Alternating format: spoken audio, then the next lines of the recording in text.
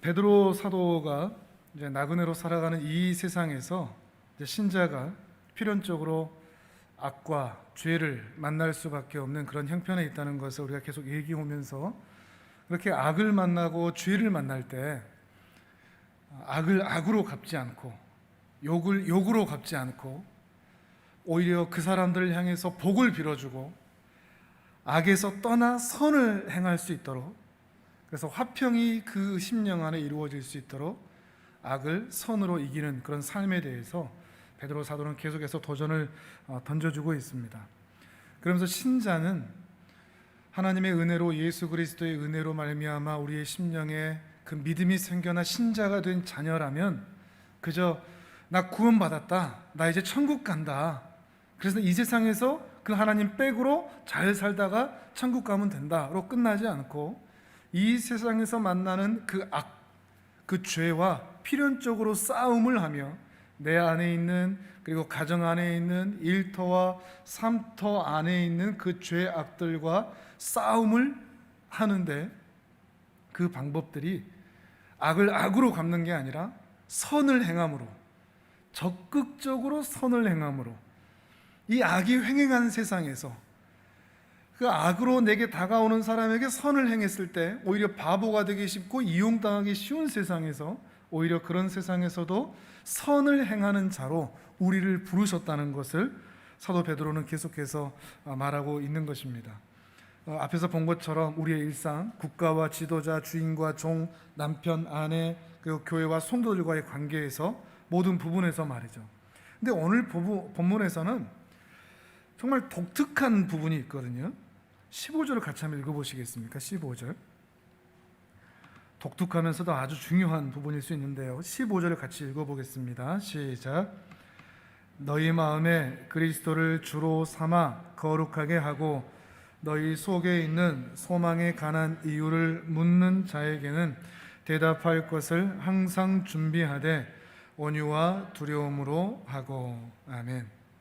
계속 선을 행하면서 누군가 너희에게 너희 안에 있는 그 소망이 대체 뭐냐, 너희가 이렇게 선을 행하는 이유가 뭐냐 라고 묻는 자가 생기면 그때 가서 어떻게 대답할지, 어떻게 설명할지 항상 준비하고 있으라, 이 말입니다. 근데 이 말은 어떤 의미가 담겨져 있냐면, 우리 기독교가 어떤 종교이고 하나님의 은혜가 어떤 종교인지 말하는 것이 먼저입니까? 아니면 말하지 않고 선을 행하는 것이 먼저입니까? 뭐부터 하라는 거죠? 말하는 게 먼저가 아니고 선을 행하다가, 적극적으로 선을 행하고 있다가 누군가 왜 그렇게 당신은 선을 행합니까? 라고 물을 때가 오면 그때서 대답할, 설명할 준비를 미리 하고 있으라는 거죠. 순서가 중요하죠. 순서가 중요합니다. 쉽게 말하면 전도가 먼저입니까? 선을 행하는 게 먼저입니까? 뭐부터 먼저 해야 되죠? 기독교를 설명하고 전도하는 게 먼저가 돼야 됩니까? 아니면 삶의 현장에서 우리가 적극적으로 선을 행하는 것이 먼저가 되어야 하느냐 하는 것입니다. 기독교를 설명하는 것이 먼저가 되는 게 아니고, 하나님은 말이야, 교회는 말이야, 하나님의 은혜는 말이야, 이렇게 설명하는 게 먼저가 아니고, 각자의 삶의 자리에서 그런 삶의 은혜들을, 하나님의 은혜들을 먼저 적극적으로 행하다가 누군가 그것에 대하여 감동하여 물어온다면 그때서야 기독교가 무엇인지, 복음이 무엇인지 전하라는 것을 말하고 있는 것입니다. 어떤 의미인지 아시겠죠? 지금 우리가 하고 있는 것과는 정반대죠. 우리는 말을 먼저 합니다. 하나님의 은혜는 어떻고 저떻고, 교회는 어떻고 저떻고. 근데 세상 사람들이 왜 우리 한국에 있는 교회 현실, 이 시점에 한국에 있는 교회들을 조롱하고 냉대를 하느냐? 인간들은 말만 한단 말이죠. 우리는 은혜에 대해서, 신앙에 대해서, 하나님에 대해서, 구원에 대해서 말을 하는데 세상 사람들이 볼 때는 저 인간들은 말만 떠들고 삶은 전혀 따라오지는 못하는, 그러니까 전도를 사람들이 냉대를 하는 거죠. 기뻐하지 않습니다. 즐거워하지 않습니다. 교회 사람들이 아무리 뭐라고 해도 그 말을 동의하지 않습니다. 왜냐하면 삶이 전혀 따라오지 않기 때문이죠. 거룩하거나 정결하지 않기 때문이라는 것입니다. 그러니 지금 이 시절은 전도할 때가 아닙니다. 전도하기보다 선을 행하는 것이 먼저가 되어야 하는 시절이 되어 있습니다. 지금 이 시절은 그렇습니다. 전도를 하는 것은 오히려 기독교의 생존력을 낮추는 일밖에 되지를 않습니다. 오히려 지금 할 일은 모든 것을 멈추고 선을 행하고 사랑을 베풀고 우리 이웃들에게 공유를 베푸는 그런 일들이 더 앞서야 기독교는 생존할 수 있다는 것이죠. 이제 비유하자면 이제 우리가 따라가기에는 젊은 사람들이 쓰는 말로 넘사벽 그러는데 넘을 수 없는 벽처럼 느껴지지만 사랑의 원자탄이라고 하는 그 손양원 목사님 좀 들어보셨죠?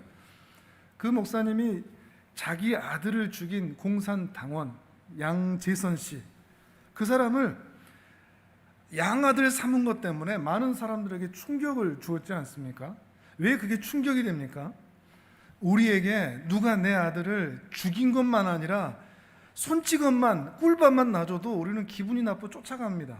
그런데 자기 아들을 죽인 그 공산당원을 양아들을 삼은 그 모습을 통해서 세상 사람들이 흔히 갖는 복수, 보복, 이 차원을 훨씬 뛰어넘는 모습을 보이기 때문입니다. 왜 저 사람은 복수하지 않지? 왜 보복하지 않지? 세상 사람들이 갖고 있는 그 양심 중에 윤리적인 양심, 도덕적인 양심, 합리적인 양심, 그리고 세상의 상식, 그것을 뛰어넘는 기독교인만이 가질 것 같은 그 신비하고 기이한 양심의 모습을 이 손양원 목사님에게 보았기 때문입니다. 그래서 그 사람들이 질문을 던지는 것이죠. 왜 저 사람은 복수하지 않지? 어떻게 자기 아들을 죽인 그 양아들을 오히려 사랑하고 용납하고 자기 아들 삼아서 목회자의 길을 가도록 그렇게 도울 수 있지? 자기 마음이 후벼 파졌을 텐데 어떻게 온유한 마음으로 그 사람을 대할 수가 있지? 대체 저 사람은 우리와 뭐가 다르길래, 무엇이 다르길래, 무엇을 다른 것을 가지고 있길래 이렇게 우리와 다른 삶을 보인다는 말인가? 라고 하는 이런 사람들로부터 감동 또는 의문, 궁금증을 갖게 하는 그런 삶의 모습을 살아야 할 것에 대해서 우리에게 도전을 주고 있다는 말입니다. 이 악한 세상에서 우리는 그런 의문을 던지는 삶을 살 수 있을까요? 다들 이기적인 세상에서 기독교인들마저도 이기적으로 살아가는 이 시절에 우리는 그런 더 차원이 높은 기독교인들만의 신비하고 기이한 그런 선한 양심으로 살아갈 수 있을까 하는 것입니다. 말씀드렸지만 그러나 우린 기독교인들마저도 삶보다, 거룩한 삶보다 말이 너무 앞서는 데 있습니다.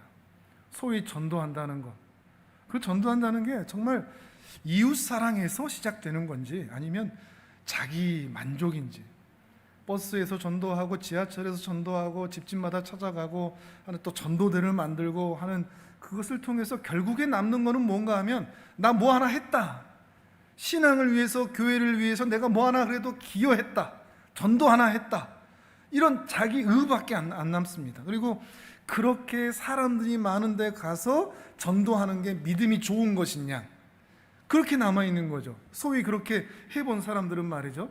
더 중요한 건 더 무엇이 더 변질되었는가 하면 전도 자체가 이렇게 자기 의와 자랑으로 변질된 요소가 있는가 하면, 물론 모든 사람이 그런 것은 아닐지라도 이웃에 대한 관점이 이웃을 사랑의 대상으로 보는 게 아니라 우리 교회의 성장과 성공과 확장을 위한 도구로 보는 겁니다. 누군가 한 사람 왔다 그러면 저 인간이 우리 교회에 도움이 될까 안 될까, 그래서 머릿수 채워줄 수 있을까 없을까, 헌금은 많이 할까, 봉사는 좀 할까, 이런 생각들로 사람을 보지 저 사람의 삶이 어떤지, 저 사람이 얼마나 힘든 삶을 살고 있는지, 어떤 위로가 필요한지, 이런 것들은 잘 보지를 못하는 것입니다. 주일 한번 빠졌다 그러면 어떻게 주일을 빠져, 왜 빠졌는지는 관심 갖지 못한 채 말이죠. 그런 모습들이 우리 안에 있는 그런 변질들, 말이 앞서는, 신앙이 앞서는, 진정한 그런 선한 양심으로서 선한 행실로서 그들을 사랑으로 대하는 그런 모습들이 있지 않은 채 이렇게 변질되어 있는 우리 모습을 우리는 확인하게 된다는 것입니다. 근데 우리 이웃들도 이제 다 아는 것 같습니다. 전도하려고 치면 이 사람이 정말로 나에게 좋은 의도로 호의를 베풀고 있는지, 아니면 교회의 성장과 확장을 위해서 나를 이렇게 머리숱 채우러 데리러 오게 하려는 것인지, 그 상대들도 이제는 다 안다는 것이죠. 세상은 우리 교회에게 무엇을 보고 싶고 듣고 싶어 하는가 하면 정말 선한 삶입니다. 그걸 기대합니다. 근데 우리는 거기다가 무엇을 요구하는, 거기다가 무엇을 말하는가 하면 교리가 어떻고 신학이 어떻고 구원이 어떻고 영생이 어떻고 이런 얘기를 합니다. 이런 소통이 안 되는 거거든요. 이런 말을 아무리 꺼내고 구원이 어떻고 죄에 대해서 얘기를 해도 세상 사람들은 이 말을 못 알아듣습니다. 알아듣지를 못합니다. 세상 사람들이 교회에 기대하는 바는 선한 행실입니다. 좋은 영향력들입니다. 많은 사랑의 모습입니다. 그걸 기대하는 그들에게, 아직 이 복음을 못 알아듣는 그들에게 교리와 신학과 구원과 죄를 얘기해봐야 소통이 안 되는 것입니다. 일단은 그들이 알아듣는 말, 소위 세상 사람들이 기대하고 바라는 그런 선한 행위들, 사랑의 모습들, 그것을 먼저 충분히 던져준 이후에 그들이 궁금해할 때, 의문을 가질 때, 대체 이 기독교가 뭔가, 무엇이기에 저 사람이 저렇게 변화되어 우리에게 이 사랑과 호의를 베푼단 말인가, 그 질문이 들 때, 그때서야 우리는 복음과 우리 주 그리스도를, 하나님을, 교회를 소개해야 된다라는 것입니다. 베드로 사도는 계속 이 부분을 강조하고 있습니다. 오늘 13절과 14절에서도 신자들이 계속해서 선한 일에 열심을 내야 한다는 것을 얘기하고 있는데요, 13절, 14절을 같이 또 읽어보도록 하겠습니다. 13절, 14절 시작. 또 너희가 열심으로 선을 행하면 누가 너희를 해하리요?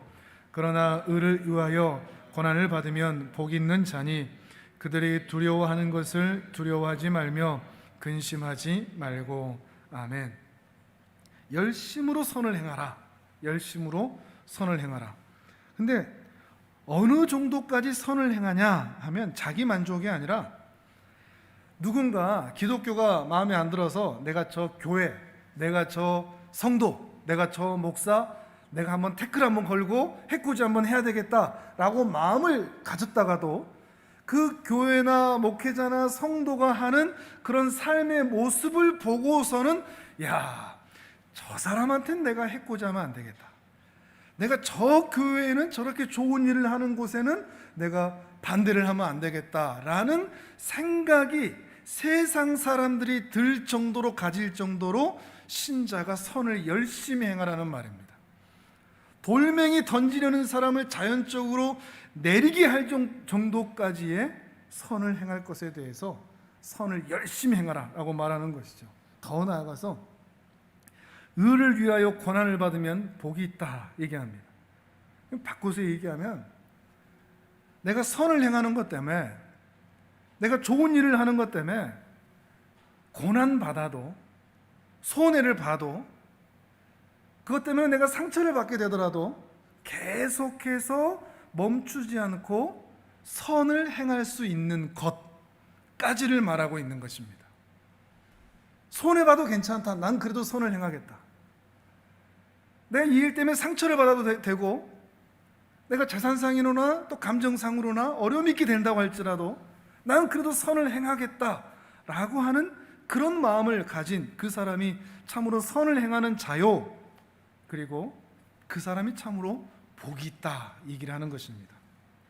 베드로 사도가 말하는 복 있는 사람, 이것은 예수를 믿었더니 복을 받고 세상에서 잘되고 세상에서 즐거워지는, 그러니까 오히려 더 세상 사람 돼버리는 그런 복을 말하는 게 아니라, 어떤 형편, 어떤 상황에서도 대적들 앞에서도 선을 행할 수 있는 그 정도의 선을 행하는 사람, 더 나아가서 그렇게 마음가짐을 가지고 있는 그 마음 자체, 그 속 사람 자체, 그런 마음이 있다는 그 자체가 이미 복을 받은 것이라는 거죠.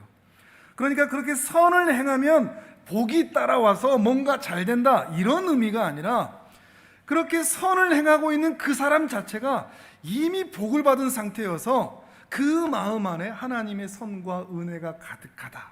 그래서 그는 참으로 복 있는 사람일 수밖에 없다라는 것을 말하고 있는 것입니다.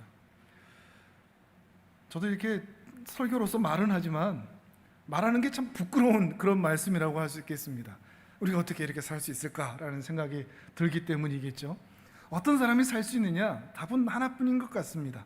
우리 주님에 대한 확신과 믿음이 있는 사람, 주님에 대한 신뢰가 분명한 사람, 그 주님의 은혜를 자신의 전 인생을 걸쳐서 확인하고 받은 사람. 그래서 내가 손해보더라도 하나님께서 채우신다. 내가 상처를 받게 되고 고난을 받게 돼도 하나님께서 위로하신다.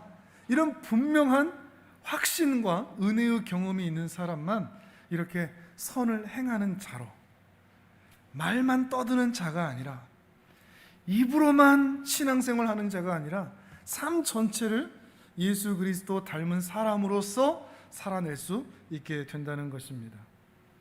그럴 때 신자는 온유함과 두려움으로 계속해서 선을 행할 수 있다라고 말하고 있는 것이죠. 15절을 또 한번 읽어볼까요? 15절 다시 읽어봅니다. 시작.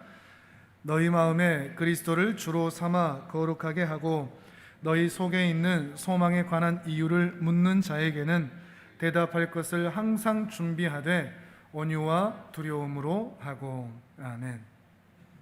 이 온유와 두려움이라는 이 마음, 이것이 참으로 중요할 것 같은데요. 세상 사람들에게 내가 왜 이 선을 행하느냐, 내가 왜 당신들이 그런 모습을 보여 내가 계속해서 적극적으로 선을 행하려고 하느냐라고 대답할 때, 복음을 말할 때, 드디어 전도하게 될 때, 드디어 하나님에 대해서 설명하게 될 그때 그 자리에 신자가 가져야 할 마음이 두 가지인데, 하나는 온유함, 하나는 두려움이라는 거죠. 온유함이라는 것은 죄인들에 대해서 오래 참는 마음을 가리킵니다. 죄인들에 대하여 오래 참는 마음. 우리에게 그런 질문을 하고 대적을 하는 그런 사람들은 하나님의 복음에 대해서 무지하고 또 무감각하고 고집스럽고 완고하고 세상을 쫓아가고 불신과 거짓과 탐욕이 가득한 사람일 것이 분명합니다. 그들에게 우리가 가져야 할 마음은 온유함입니다. 부드러운 마음, 화내지 않고 짜증내지 않고 끝까지 그들에게 주의 복음을 삶으로 보여줄 수 있는 오래 참은, 아직 은혜의 빛을, 복음의 빛을 경험하지 못한 그들에게 계속해서 하나님의 사랑을 삶을 통해서 흘려 보내줄 수 있는 그러한 온유함, 그것이 신자에게 반드시 필요하다는 것입니다. 또 하나가 두려움이라 말하고 있습니다. 두려움으로 하라. 왜 두려워해야 되느냐? 여기서 이 두려움은 하나님에 대한 두려움입니다. 그러니까 사람에게 대해서는 온유함으로 하고 하나님에 대해서는 두려운 마음을 항상 가지라는 것이죠. 사람에게 어떻게 하면 온유할 수 있느냐? 하나님을 두려워하면 가능합니다. 저 혼자서도 자주 하는 습관이 있는데, 뭐가 내 마음하고 하나님이 보여주시고 인도해 주시는 그 길하고 좀 다를 때, 하나님 생각과 내 생각이 좀 다를 때 자주 있겠죠. 자주 싸우면 하나님 꼭 이렇게까지 해야 됩니까? 라는 생각이 들 때 하늘을 쳐다봅니다. 그러면 그분이 위에서 보고 계신다라는 생각이 들면 깨갱갈 수밖에 없습니다. 하늘을 의식하는 거죠. 신을 의식하는 겁니다. 하나님을 의식하는 겁니다. 그 하나님 앞에 두려움으로 하는 거죠. 하나님이 인도하시고 하나님이 보호하시고 하나님이 데리고 가시고 하나님이 책임지실 것을 믿고, 내 생각과 다른 그 내 감정을 이겨내야만 하는 그런 상황이 내 앞에 놓여 있을 때 하늘을 바라보고 하나님을 의식하고 하나님을 두려워하게 되면 만나는 사람들을 온유함으로 대할 수 있다는 것입니다. 물론 단번에 되지는 않습니다. 내 안에 무지한 싸움이 있어야 됩니다. 그런데 계속해서 하나님을 의식하게 되면 결국에는 그 사람들을 향하여 온유함으로 대하게 될 수밖에 없다는 것이죠. 그들을 이웃들을 긍휼히 여기고 사랑으로 대하고 존중할 수 있게 된다는 것입니다. 그리고 이런 마음을 총칭해서 16절에 베드로 사도는 선한 양심이라 라고 말을 하고 있습니다. 16절을 읽어봅니다. 시작. 선한 양심을 가지라. 이는 그리스도 안에 있는 너희의 선행을 욕하는 자들로 그 비방하는 일에 부끄러움을 당하게 하려 함이라. 아멘. 선한 양심을 가지라. 우리의 속사람이겠죠.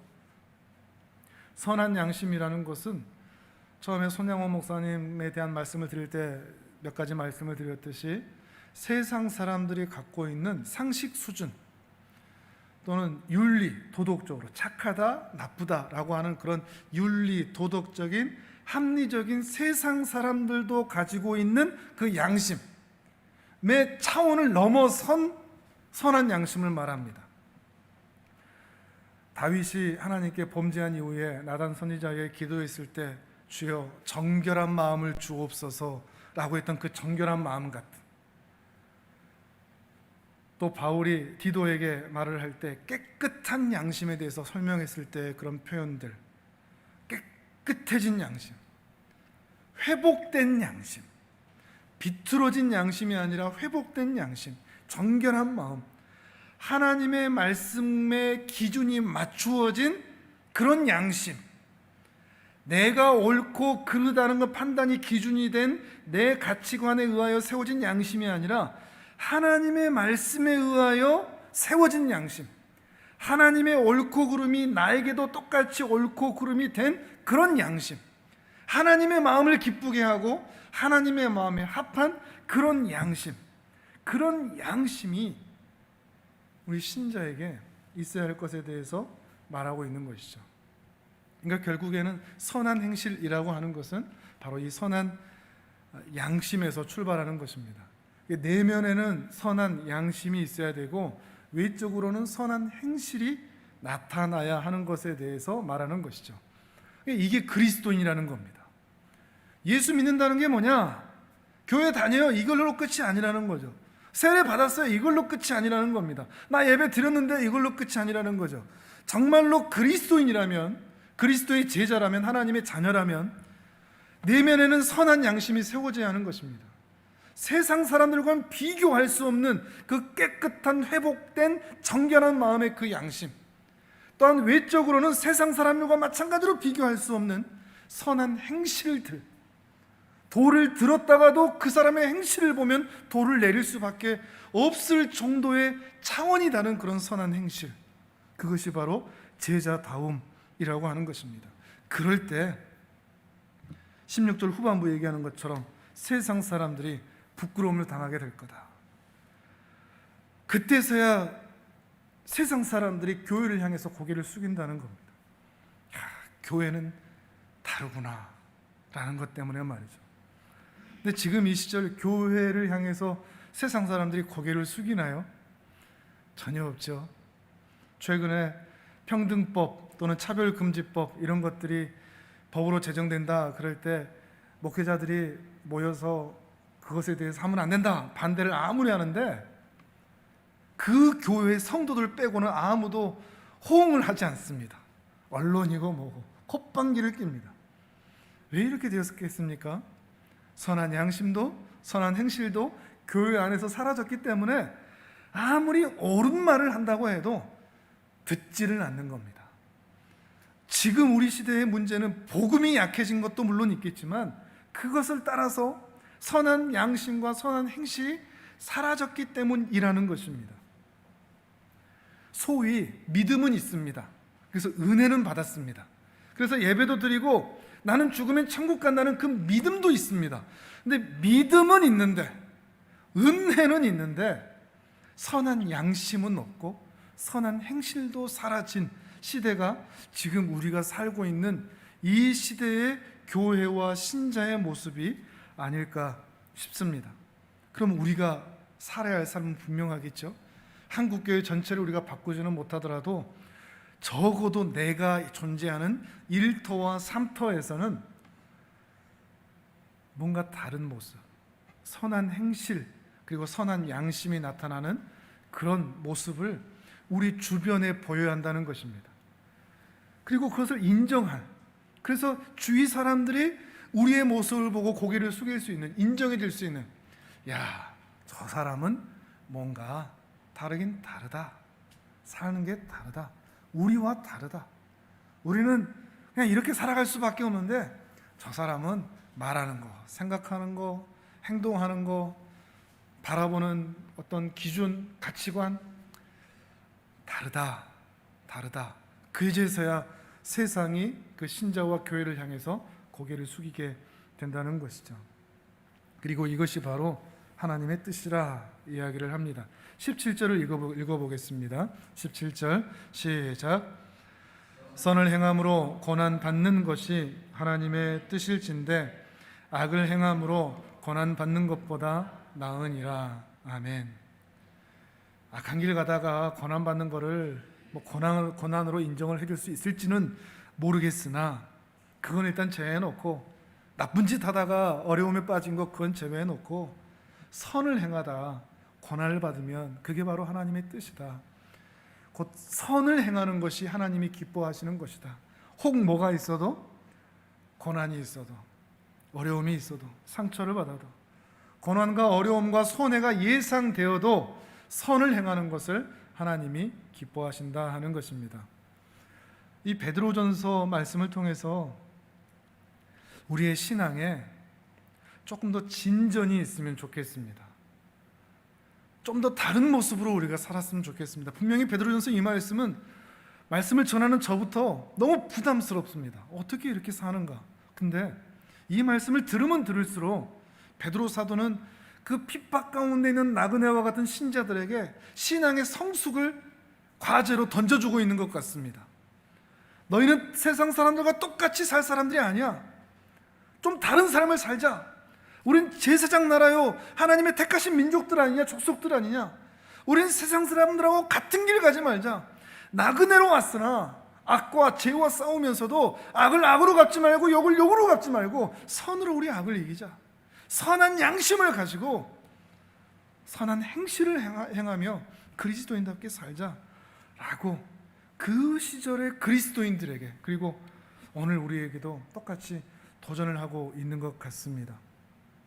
이 은혜가 우리 모두에게 임하기를 바랍니다.